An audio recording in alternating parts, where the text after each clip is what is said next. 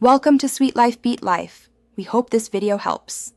You start by signing into the account that controls Safe Search. This ensures your changes persist.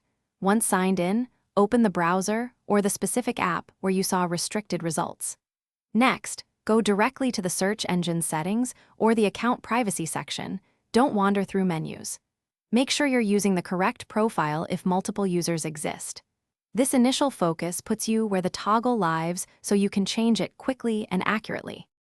Once in settings, look for labels like filters, privacy, or search. They hide the content controls. Then identify the safe search or explicit results toggle. Some services call it content filter.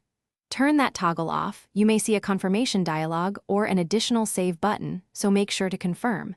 If settings are synced across devices, that change will propagate. Finally, reload the search page to validate results have updated and that the filter no longer blocks content. To finish, run a neutral test search to confirm the filter is off.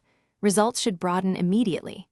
If content is still restricted, check network-level controls like router or ISP filters, parental controls on the device, or browser extensions that enforce safe search. Make sure account-level restrictions aren't applied by organization or family settings.